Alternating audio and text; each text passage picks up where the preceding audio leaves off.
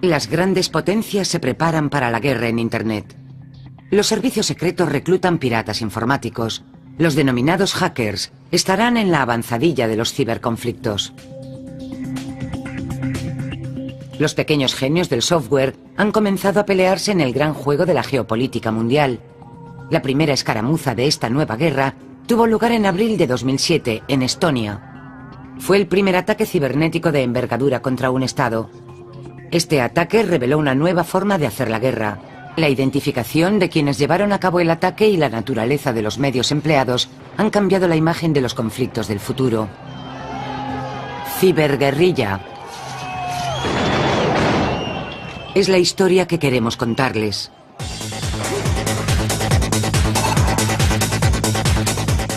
Nuestra investigación comienza en Estonia.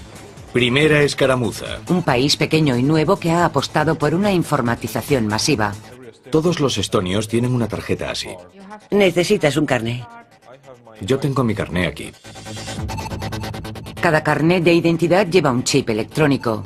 Pagar impuestos, votar, obtener un préstamo bancario, todo pasa por Internet, incluido el Consejo de Ministros. El gobierno estonio utiliza la informática para tomar decisiones desde hace casi 8 años. De modo que todos los documentos de las sesiones gubernamentales se preparan de forma electrónica. Los ministros tienen acceso a todos esos documentos en sus ordenadores y por lo tanto pueden votar antes incluso de reunirse en consejo. Con su obsesión por la informática, Estonia anticipa el Estado moderno de la década de 2020. Somos un país y una democracia joven y por tanto tenemos grandes deseos de desarrollar todo lo que tiene que ver con Internet, como las elecciones electrónicas, la banca electrónica y los servicios bancarios móviles. Estonia ha sido un precursor mundial en el desarrollo de los servicios electrónicos. Pero, ¿qué ocurre cuando los ordenadores se estropean? ¿Puede un país perder el control de sus bancos, de su tesoro público? Porque bajo una imagen tranquila, en Estonia las tensiones están vivas. Desde el final de la Segunda Guerra Mundial, Moscú fomentó la llegada de rusos al territorio de la República Báltica. Como consecuencia, en población hoy está formada por un 35% de rusos, inmigrantes llegados hasta los años 80. Una minoría que podría ser manipulada mañana, como en Georgia, para retomar el control de la antigua colonia del Kremlin.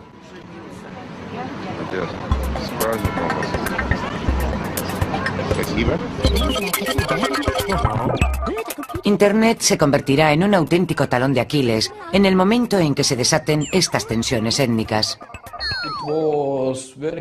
Fue muy confuso en los días precedentes porque no entendíamos qué estaba pasando.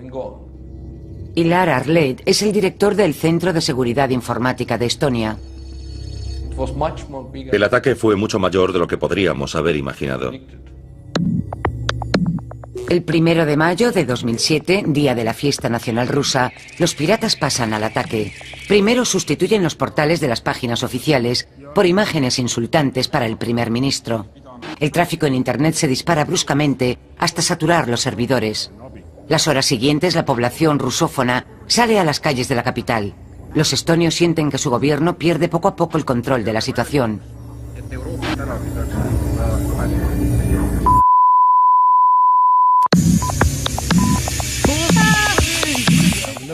No había información, las pantallas se quedaron en negro. Cuando intenté averiguar qué pasaba, descubrí que no solo las agencias de noticias, sino también los grandes bancos comerciales habían sido atacados. Y eso, por supuesto, en un país pequeño como el nuestro, donde solo tenemos 2 bancos grandes, ver que todos los servicios en línea estaban interrumpidos, supuso una gran preocupación. Jack Abikshaw acababa de ser nombrado ministro de Defensa cuando el ataque cibernético estaba a punto de degenerar en revuelta.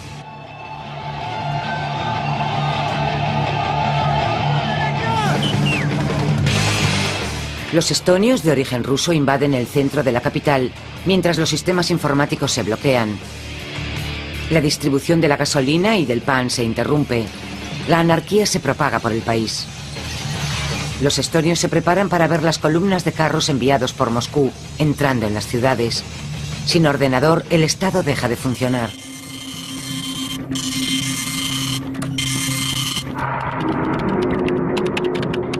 El origen de las perturbaciones es localizado rápidamente en Rusia.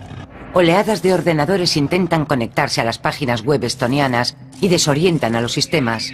La única defensa posible consiste en cortar las líneas que conectan la Internet de Estonia al resto del mundo. Pero la red se regenera como una salamandra. Cuando un ataque ruso es repelido, comienza otro ataque que parece provenir de los Estados Unidos, después de Francia o de China.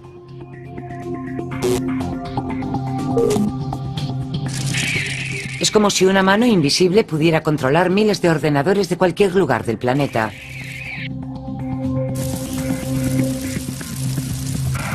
Es lo que se denomina ataques DDoS. DDoS, ataque de denegación de servicio. Este ataque impide el acceso a un servicio de Internet. Se consigue saturando el blanco con centenares de millones de conexiones que bloquean los sistemas. Cuando comprendimos la escala de los ataques, cuando vimos la reacción de la gente, la preocupación, los titulares en los periódicos, comprendimos que este era un sistema para desestabilizar a toda la sociedad. Está claro que unos ataques de tal magnitud han sido posibles gracias al uso de botnets. Esta técnica consiste en piratear decenas de millares de ordenadores y dirigirlos a distancia para lanzar ataques masivos. Por ese motivo es especialmente devastadora.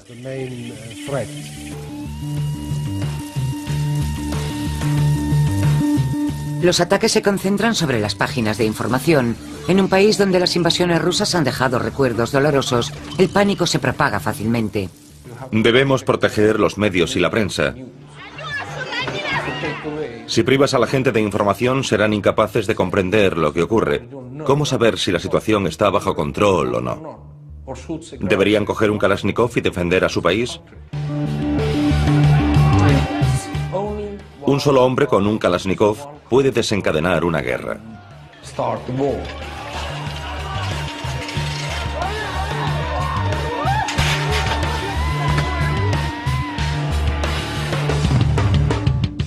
Un solo hombre con un Kalashnikov puede desencadenar una guerra.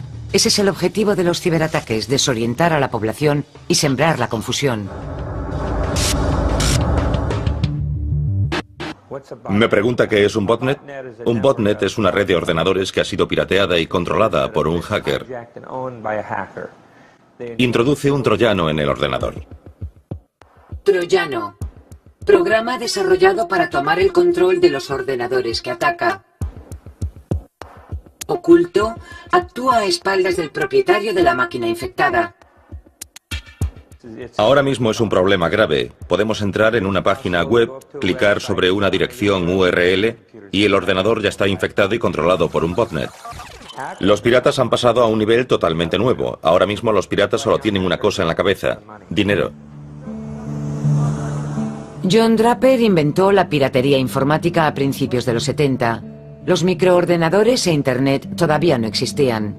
En aquella época, John atacó a la AT&T, la omnipotente compañía telefónica. Había encontrado la técnica para burlar a una central telefónica y hacer llamadas gratis. Esto le valió la fama bajo el seudónimo del Capitán Crunch y casi 24 meses de cárcel en una prisión federal.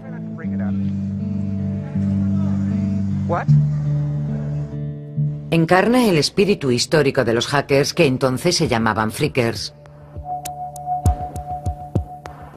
Para comprender quién ha tenido éxito en el ataque a Estonia, hay que comprender cómo ha cambiado radicalmente el movimiento de los hackers a lo largo de estos años.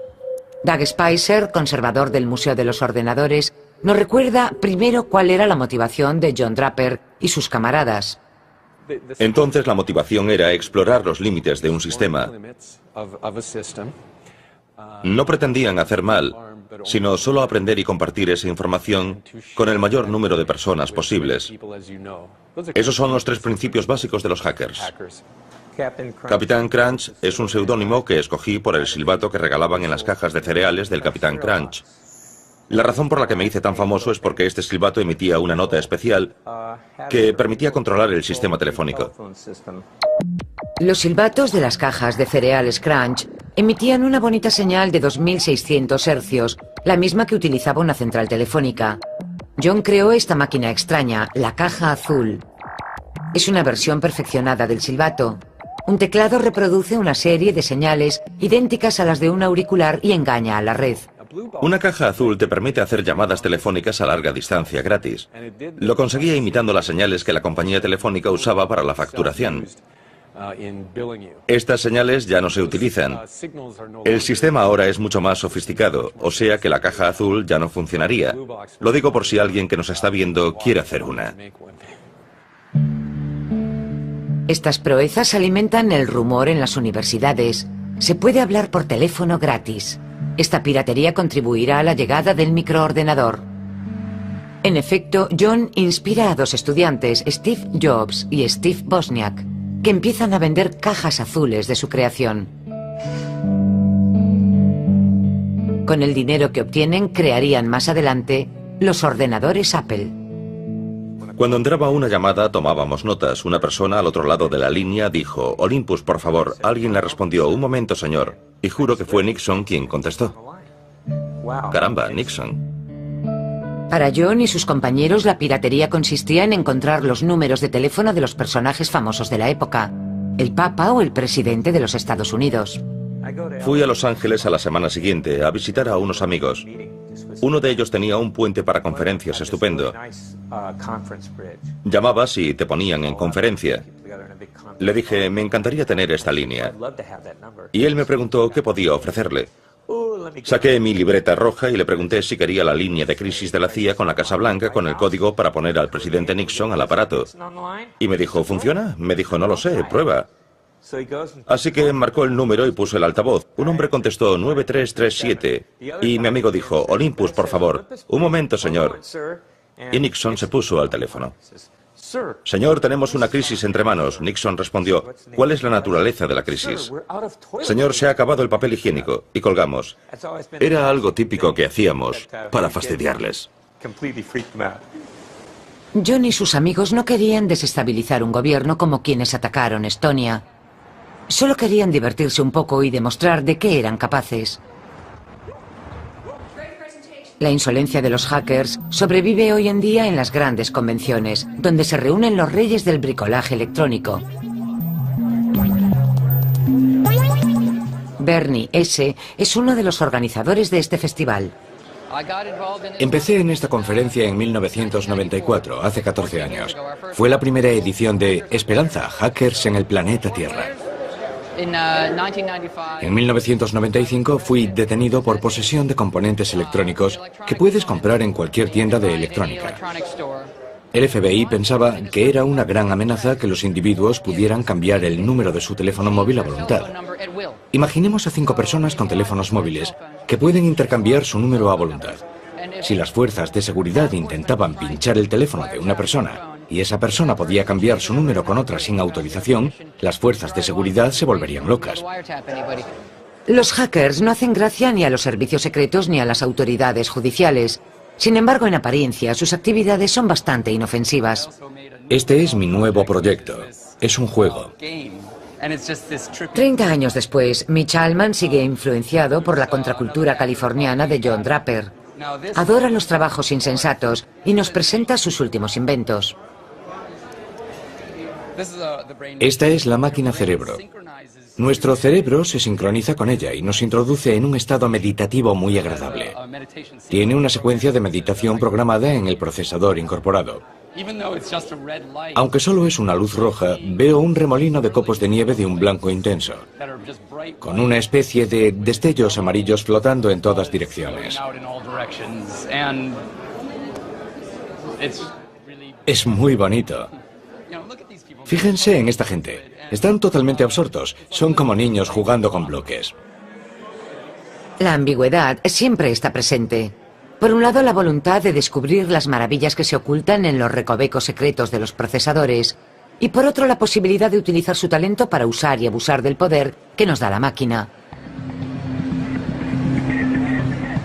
Los ataques contra Estonia han demostrado que las autoridades tenían razones serias para desconfiar de los hackers. El poder de los ordenadores puede ser utilizado para desestabilizar la red de un país.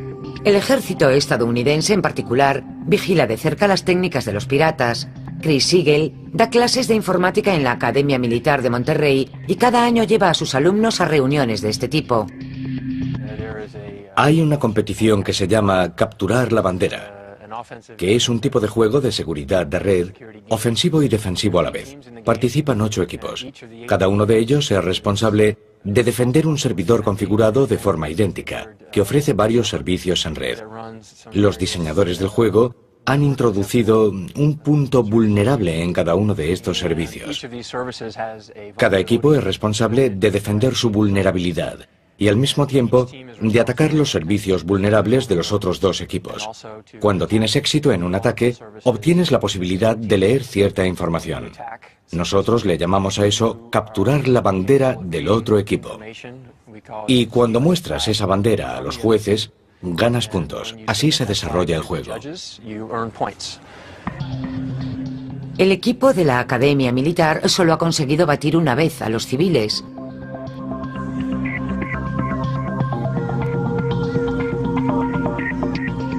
John Arquila da clases de estrategia en la misma escuela militar. Intenta hacer comprender a los oficiales estadounidenses que la informática ha trastocado el arte de la guerra. A veces el personal de defensa va a las reuniones de hackers e intentan reclutarlos. La ciberguerra es una capacidad que tienen todos los gobiernos. La capacidad de invertir y desarrollar recursos considerables para la ciberguerra está extendida. Esta capacidad no puede ser controlada por unas pocas naciones. No puede impedirse que llegue a las manos de pequeños grupúsculos o incluso individuos. De modo que en el siglo XXI, el poder del individuo ha aumentado considerablemente. A los militares les preocupa la dispersión incontrolable del poder y las molestias que pueden causar los hackers. Hola, ¿estás solo? Bienvenido a la cueva de los piratas. Como ves, hemos hecho algunas cosas. Veamos qué se puede descubrir en la suite de un casino de Las Vegas si uno es un poco curioso. Nuestra víctima es un coche, no un ordenador. Es un GPS, un sistema de navegación que es algo muy similar a un ordenador, pero que está dentro de un coche. Hemos creado circuitos para enviar mensajes falsos a partir de un sistema de radio estándar. Si ponemos estas antenas en una zona despejada como a 10 metros de altura, podremos fácilmente alcanzar hasta 2 kilómetros. Cómo crear un buen lío sobre la principal avenida de la capital del juego.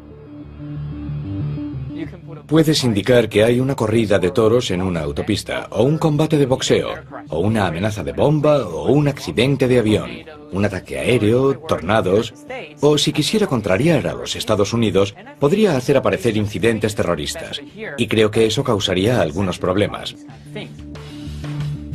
Estas manipulaciones son bromas que rozan el límite. Pero ¿qué pasaría si los objetivos fueran blancos estratégicos? Si observamos las estructuras de la información de la mayoría de los países avanzados, vemos que dependen en gran medida de la tecnología de la informática y son tremendamente vulnerables a la desorganización. Hablamos mucho de armas de destrucción masiva, que fueron la razón por la que se llevó a cabo la guerra de Irak. Fue un error. Y creo que debemos considerar muy seriamente la posibilidad de una desorganización masiva. A mí me parece que nuestras sociedades abiertas ofrecen una batería de objetivos casi infinita para los ciberguerreros con talento. Desde la infraestructura energética o hidrológica hasta el sistema financiero, tenemos una gran dependencia de sistemas cuya desorganización nos costaría tremendamente cara.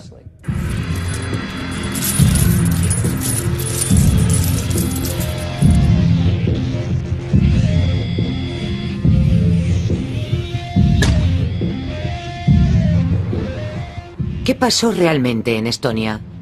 ¿Cuál fue la naturaleza del ataque?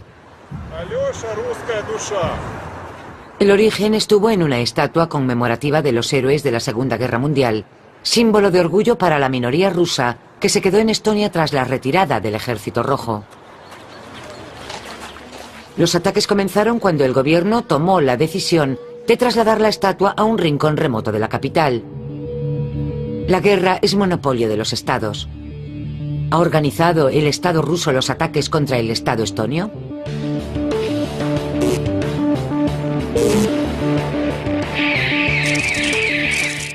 ¿Ha cooperado Rusia con ustedes durante estos ataques? Desgraciadamente no encontramos el apoyo que esperábamos cuando se produjeron estos ataques. Cuando intentábamos encontrar a la gente que estaba detrás de estos ataques, Rusia rechazó nuestra petición de ayuda legal para llevar ante la justicia a las personas que habíamos identificado.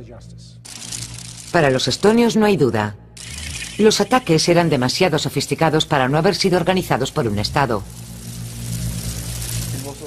Hubo mucho ruido y fue un buen entrenamiento para los verdaderos especialistas que pueden provocar daños de verdad.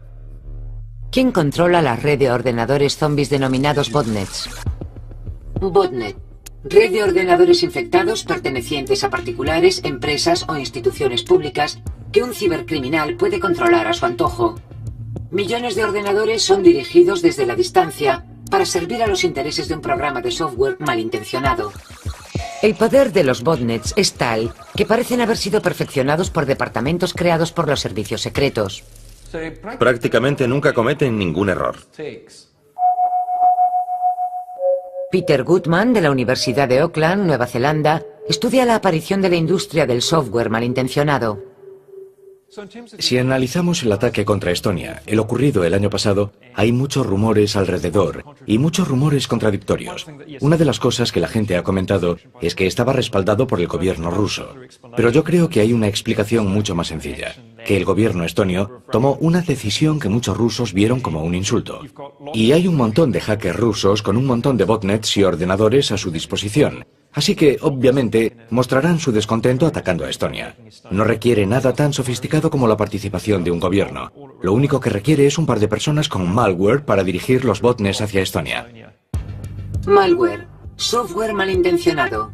Un programa que produce un resultado contra la voluntad o el interés del propietario del ordenador en el cual está instalado. Virus y troyanos pertenecen a esta categoría. Lo que importa es el ataque del botnet. Si mi botnet controla 1 millón de PCs, puedo hacerme con el servidor que quiera. Los cibercriminales que controlan una red de ordenadores zombies pueden darles la orden de lanzar cualquier tipo de ataque. Ante eso, ¿existe un método de defensa eficaz? En realidad, los ataques pararon. ¿Pararon? ¿No los pararon ustedes? Es muy difícil detener a un soldado aislado en el campo de batalla. A veces es prácticamente imposible. La conclusión del caso estonio es aterradora. El debut de la ciberguerra ha sido causado probablemente por un puñado de piratas rusos con unos cuantos botnets. Es el soldado aislado en el campo de batalla del que habla Hilar Arlet. ¿Cómo encontrar a uno de estos combatientes en la sombra? Acercarse a ellos no es fácil. Nos encontramos en Stalingrado, al sur de la República Rusa. Luke ha accedido a hablar con nosotros tras asegurarse de que no pertenecíamos a los servicios de seguridad. Tiene 16 años. La primera pregunta que le hacemos concierne a su participación en los ataques estonios. Hace mucho tiempo que no destruyo páginas por placer. Puedo hacerlo por dinero, pero no por patriotismo.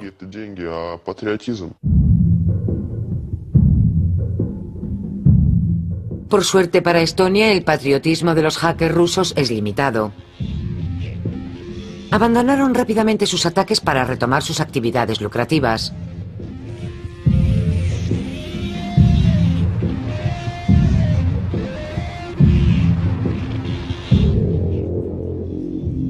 Luke organiza redes de chantaje.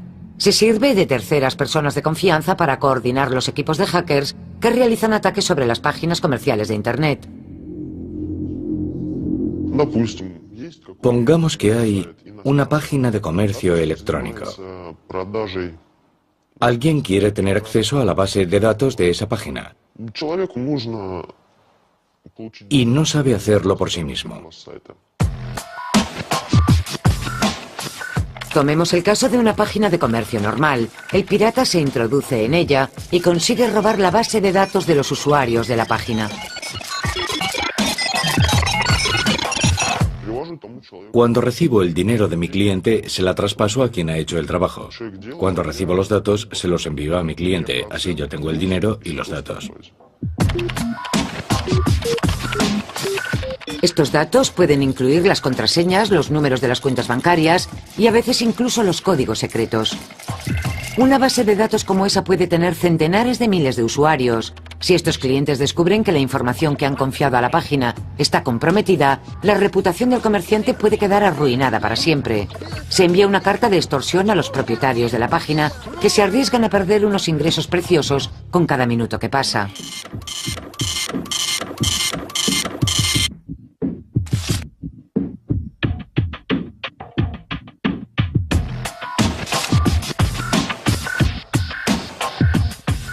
Comienzan las negociaciones.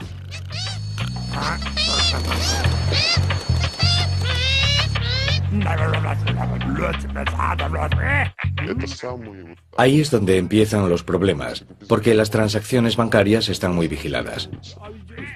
Para hacer salir el dinero se utilizan esquemas diferentes, sistemas de pago variados, bancos diferentes, países diferentes, diferentes personas. A veces en esta cadena, el dinero se transforma en mercancías y viceversa. A veces las pérdidas son considerables, pero es más seguro. Y la seguridad ante todo. El dinero se suele pagar por medio de una página que permite al pirata recuperar directamente el dinero sin pasar por el sistema bancario tradicional. Una vez pagado el rescate, el propietario de la página recupera los datos de sus clientes. El pirata, satisfecho una vez, a menudo siente la tentación de comenzar de nuevo.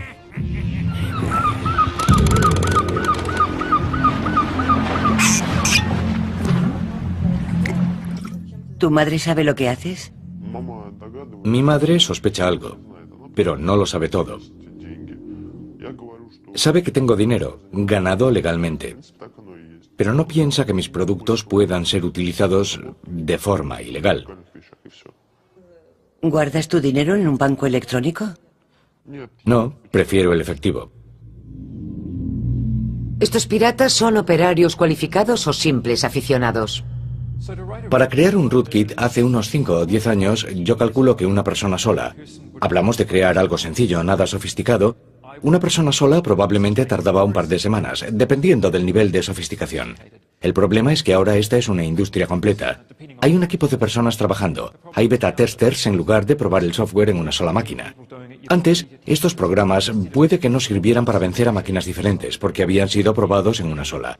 Pero ahora cuentan con una variedad de máquinas diferentes, de software diferente, de diferentes configuraciones, y lo prueban todo en diferentes versiones para asegurarse.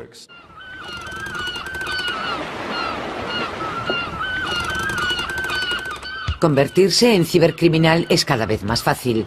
Cualquiera puede hacerse con un kit de pirata informático como este software, que nos permite por solo $700 disponer de una herramienta eficaz para generar todo tipo de ataques, virus o troyanos.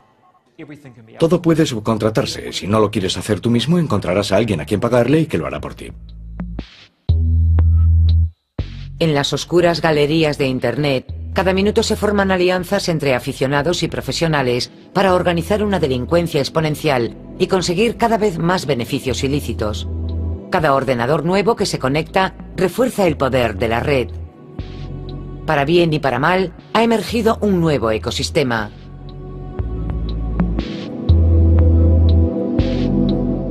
Uno de los fundadores de Internet, Robert Metcalfe, nos resume el fenómeno. Ley de Metcalfe. El poder de una red es proporcional al cuadrado del número de sus usuarios. Cuantos más usuarios, más incrementa la red el poder de quienes están conectados a ella. ¿Cómo hacer respetar la ley cuando el criminal está en Moscú y la víctima en París, Bombay o Los Ángeles? En Internet se toleran los comportamientos más irresponsables. En los colegios estadounidenses de primaria, cada año se conectan millones de ordenadores nuevos a la red sin la protección de un software de seguridad. En cuestión de minutos, se convierten en relés de distribución de virus, spam y troyanos.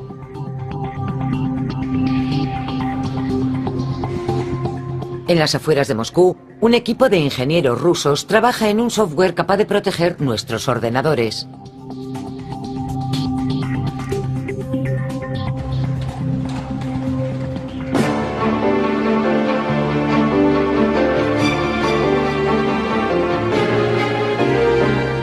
A pesar de las apariencias, este jefe indio al galope es ruso. Creado en 1998, el laboratorio Kaspersky se ha convertido en uno de los líderes en la lucha contra el software malintencionado. Eugene Kaspersky, su fundador, está muy orgulloso de su éxito digno de Silicon Valley, sabiendo además que no le faltará trabajo en los años venideros.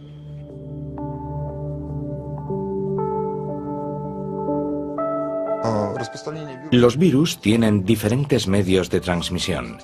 Por lo general, lo hacen por mensajería electrónica. Pero esto cada vez se usa menos, o también utilizando páginas de Internet contaminadas. Basta clicar sobre un enlace que dirige hacia esa página. Podemos estar visitando una página certificada, clicamos sobre un banner publicitario y ya está. Contaminadas.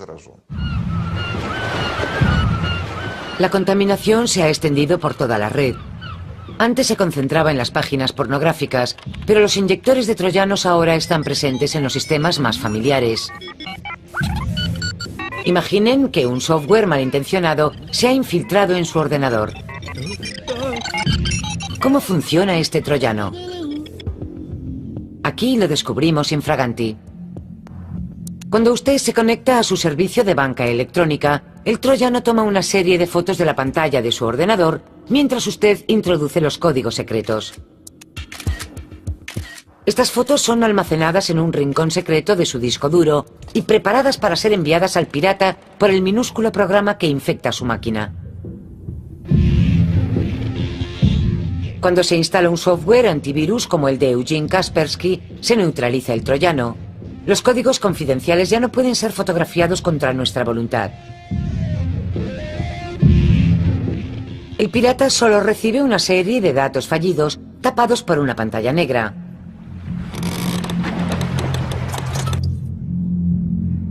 Los jóvenes ingenieros de Kaspersky detectan hasta 150 virus nuevos al día. La lucha es desigual.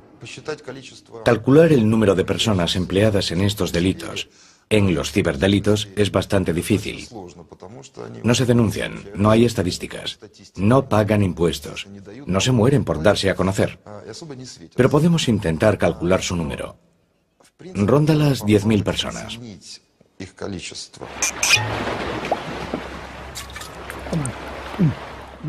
Si hablamos de sociedades antivirus, esas cifras sí son oficiales. Son apenas unos millares de personas. El número de cibercriminales es 10 veces superior al número de cibermédicos.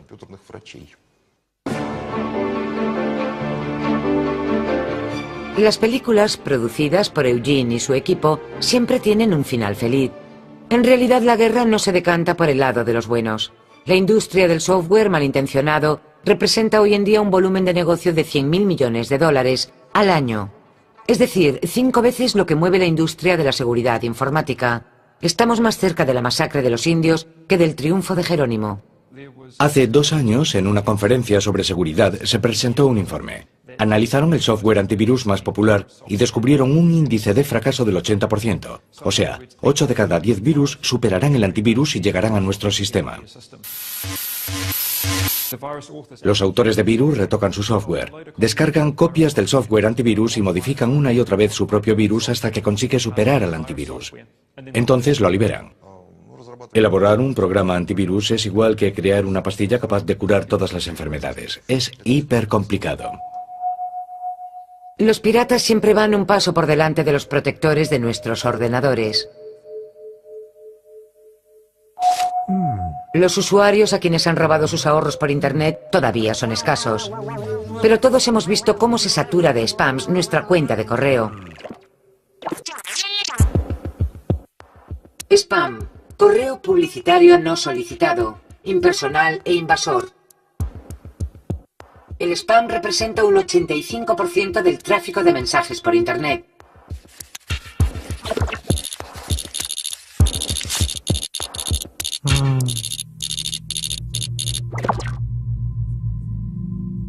Vardhan Kushnir se convirtió a principios de 2000 en el creador de spams más famoso de Rusia.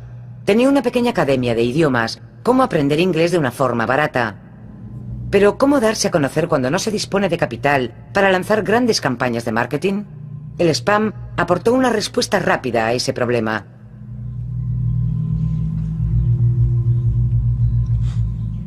Los trabajadores de su academia le rinden homenaje 3 años después de su asesinato. Me enteré de todo después de su muerte. Los periódicos publicaron que era el creador de spams más famoso de Rusia, algo así.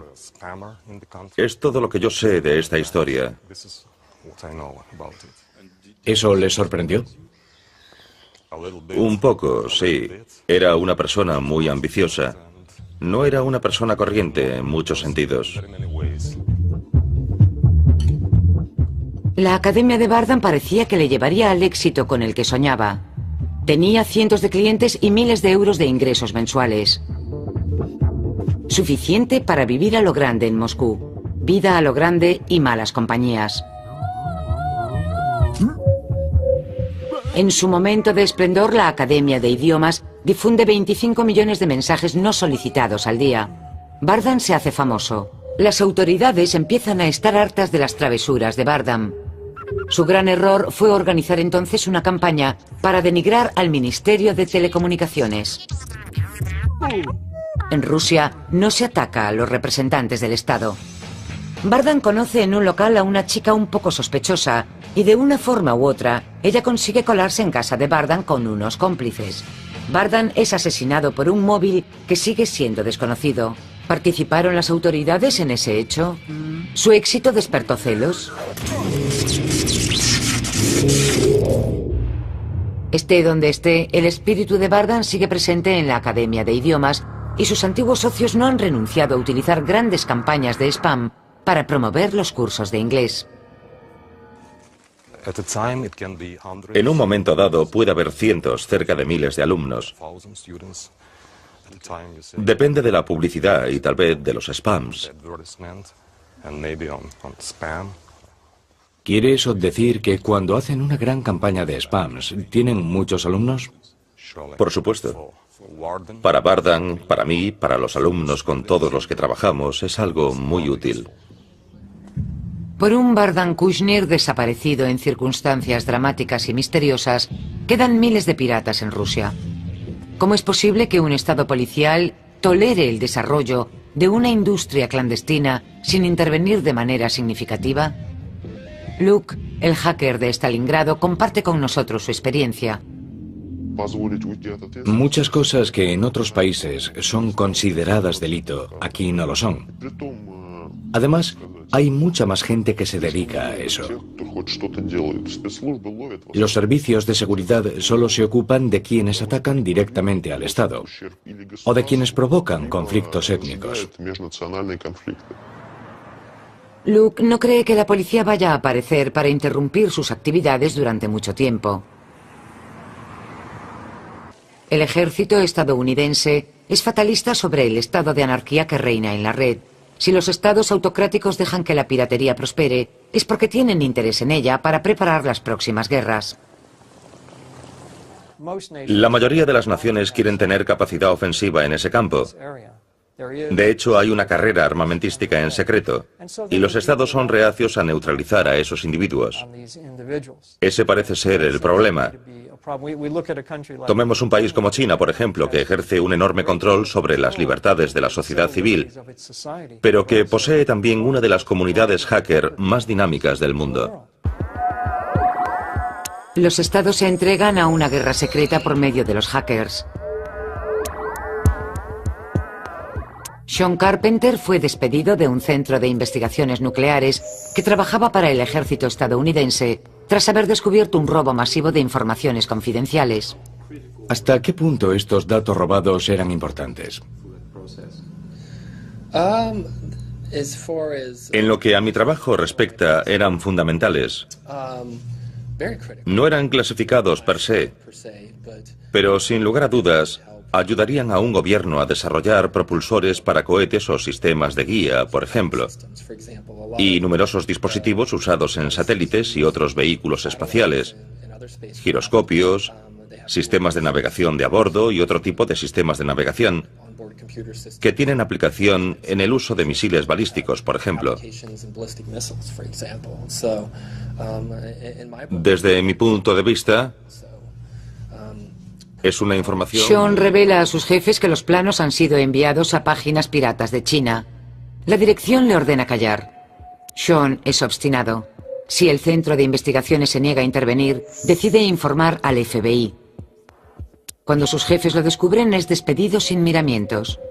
La dirección quiere camuflar hechos muy graves ocurridos en un laboratorio ultrasecreto.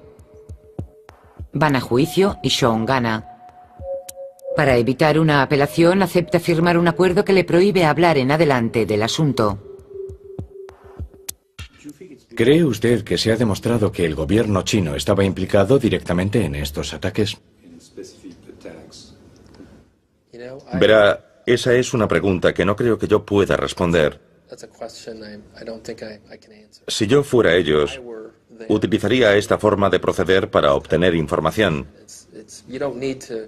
No hay necesidad de montar ningún tipo de operación Watergate o vestirse de negro, ni contar con el equipo de Spider-Man.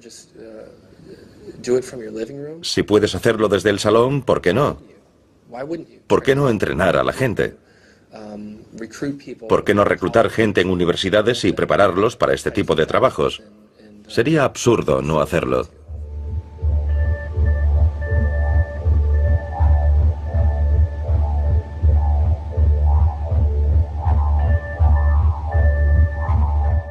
Los militares realizan simulaciones de ataques, pero se echa tierra sobre las revelaciones acerca de la realidad de los conflictos.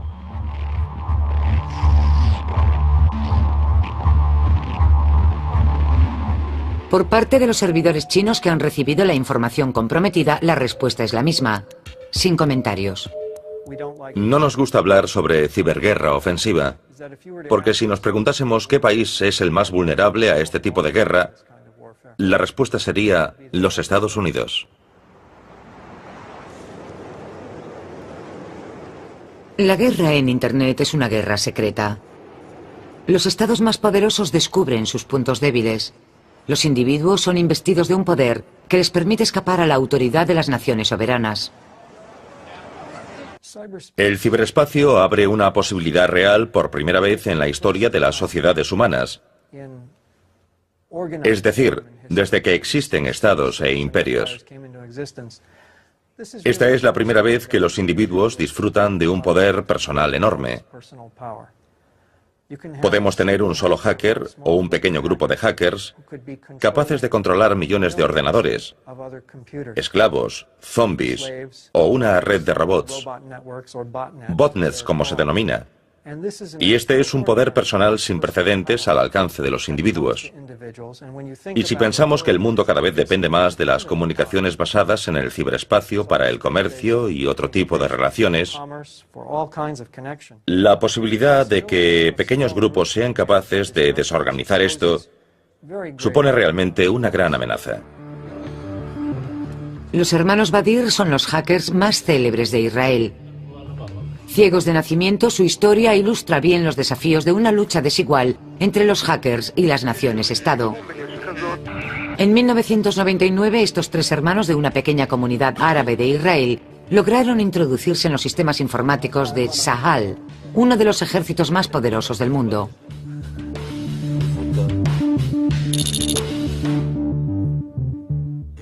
La gente está acostumbrada a que una persona ciega se quede en casa sin hacer nada, o que se pase el día en la mezquita. Todo el mundo tiene lástima de él. Le llaman pobre, es un inútil, no puede aprender a progresar, no puede hacer nada bueno. Nosotros hemos llegado hasta aquí para cambiar esa idea de la gente. Los ciegos tienen un sentido del oído muy desarrollado, y los Badir lo complementan con una gran competencia informática. Cada vez que cogía el auricular del teléfono, oía cosas en la línea que una persona vidente con un oído normal no oye, porque es la lengua de una central telefónica que habla con otra central. Pirateando un centro de comunicaciones militares, consiguieron crear su propia compañía de teléfonos clandestina.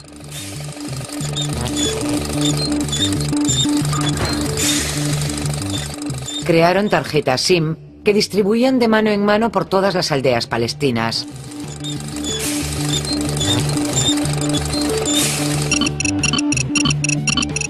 El Sahal tardó 6 meses en darse cuenta de que los militares habían perdido el control de sus facturas de teléfono móvil.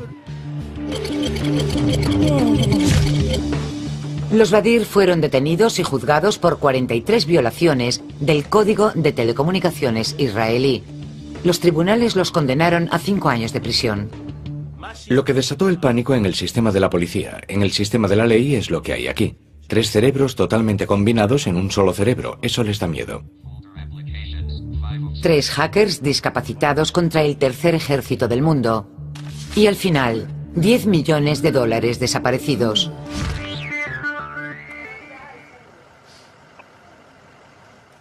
¿Cuál es la nacionalidad de los hermanos Badir? ¿A qué comunidad pertenecen? ¿A qué ley obedecen? Su pasaporte es israelí, su identidad palestina, su religión musulmana. En la realidad son invidentes, pero en el mundo virtual logran proezas. Los hermanos Badir son ante todo ciudadanos de la red.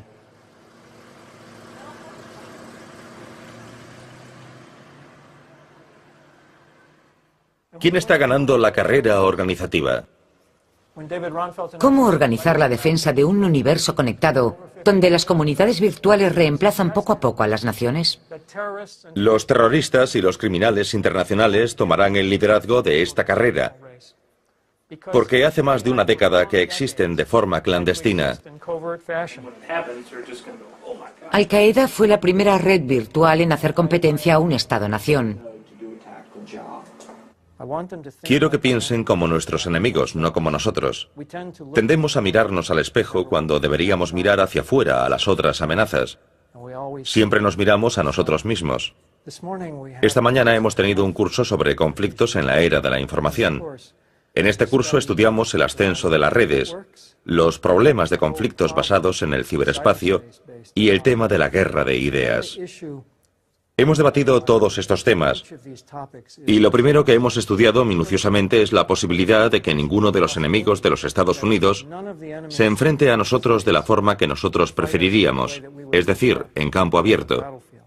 En cambio, organizarán pequeñas guerras, guerras de guerrillas, la guerra secreta. En el mundo que vendrá se desarrollarán todo tipo de redes. No todas serán malintencionadas, pero todas ellas tendrán un poder desconocido hasta ahora. Sabemos que la revolución de la información da a estos individuos un poder desproporcionado y al mismo tiempo resta poder a los estados-nación. Un Estado-nación organizado en red debe comprender que sus ciudadanos pueden adherirse a causas que traspasan sus fronteras. Por ejemplo, un ecologista puede ser estadounidense, francés o alemán, pero defiende una causa que traspasa a su nación. Al igual que el problema de la degradación ecológica no puede ser arreglado por un solo país, sino solo si todo el mundo trabaja unido. Lo mismo ocurre con el terrorismo o con el tráfico de drogas. A mí me parece que será muy beneficioso para las naciones organizarse en red. Estableciendo conexiones entre las naciones se podrá hacer frente a los problemas que una nación sola no es capaz de resolver. Miles de comunidades alternativas coexisten en la red y su libertad está protegida por la anarquía caótica que reina en ella. Los ciudadanos numéricos en los que estamos en camino de convertirnos tendremos mañana una doble nacionalidad, la que figure en el pasaporte y la de los grupos a los que perteneceremos en la red.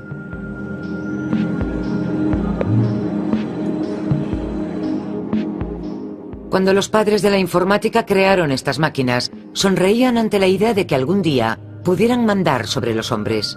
Sus programas están llenos de defectos, de aproximaciones, pero son esos mismos defectos los que dan vida a sus máquinas y les han permitido convertirse en un nuevo ecosistema fuera del control de sus creadores.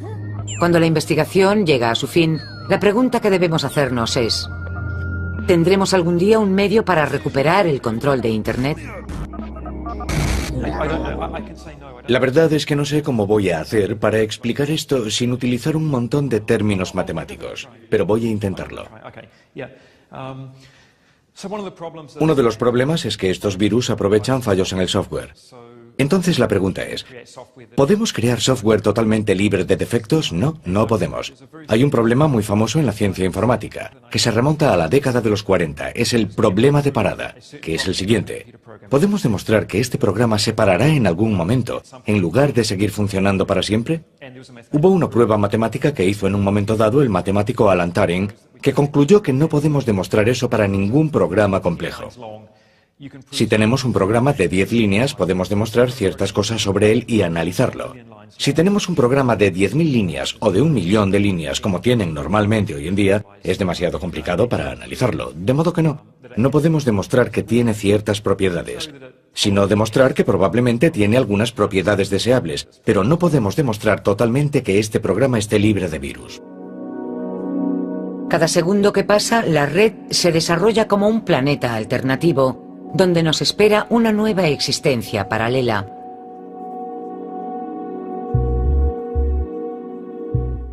Considero que se debería tratar a los hackers como se trató a los científicos alemanes después de la Segunda Guerra Mundial. Durante la guerra, estuvieron lanzando misiles contra Londres, pero al final de la guerra se pasaron a nuestro bando y ayudaron en especial a los Estados Unidos a crear un programa espacial. El ciberespacio es en muchos sentidos un territorio salvaje, y estos son los pioneros de ese territorio salvaje que viajan por él libremente. Si se unen a la causa de crear un mundo verdaderamente conectado, creo que todos saldremos beneficiados.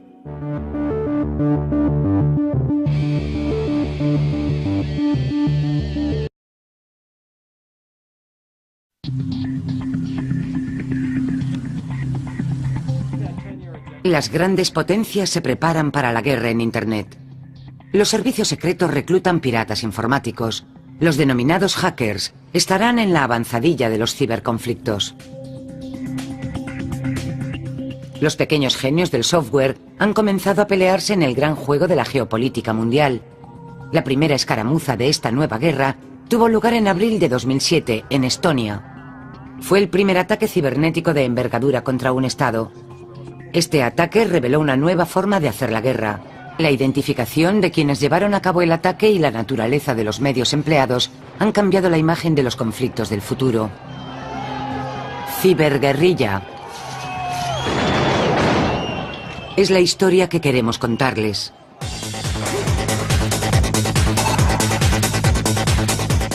Nuestra investigación comienza en Estonia. Primera escaramuza. Atacados. Y eso, por supuesto, en un país pequeño como el nuestro, donde solo tenemos 2 bancos grandes, ver que todos los servicios en línea estaban interrumpidos, supuso una gran preocupación. Jack Abikshaw acababa de ser nombrado ministro de Defensa cuando el ataque cibernético estaba a punto de degenerar en revuelta.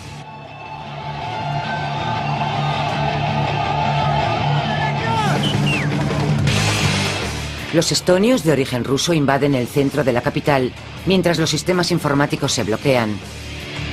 La distribución de la gasolina y del pan se interrumpe. La anarquía se propaga por el país. Los estonios se preparan para ver las columnas de carros enviados por Moscú entrando en las ciudades. Sin ordenador, el Estado deja de funcionar.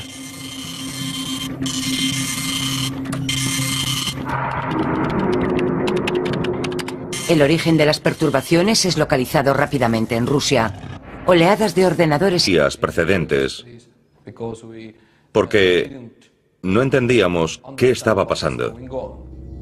Ilar Arlet es el director del Centro de Seguridad Informática de Estonia. El ataque fue mucho mayor de lo que podríamos haber imaginado.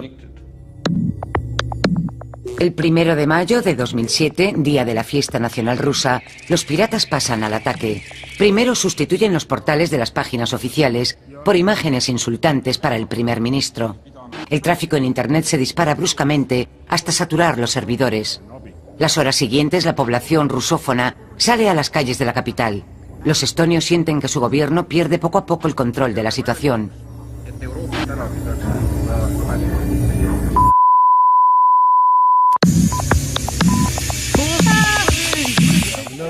No había información, las pantallas se quedaron en negro. Cuando intenté averiguar qué pasaba, descubrí que no solo las agencias de noticias, sino también los grandes bancos comerciales habían sido...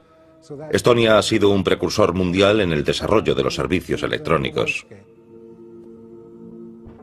Pero, ¿qué ocurre cuando los ordenadores se estropean? ¿Puede un país perder el control de sus bancos, de su tesoro público? Porque bajo una imagen tranquila, en Estonia las tensiones están vivas. Desde el final de la Segunda Guerra Mundial, Moscú fomentó la llegada de rusos al territorio de la República Báltica. Como consecuencia, en población hoy está formada por un 35% de rusos, inmigrantes llegados hasta los años 80. Una minoría que podría ser manipulada mañana, como en Georgia, para retomar el control de la antigua colonia del Kremlin.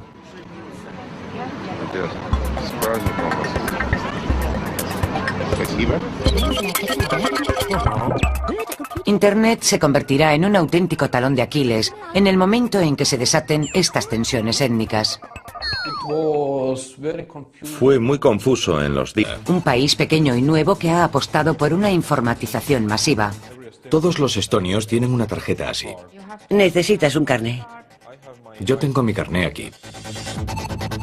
Cada carnet de identidad lleva un chip electrónico. Pagar impuestos, votar, obtener un préstamo bancario, todo pasa por Internet, incluido el Consejo de Ministros. El gobierno estonio utiliza la informática para tomar decisiones desde hace casi 8 años. De modo que todos los documentos de las sesiones gubernamentales se preparan de forma electrónica.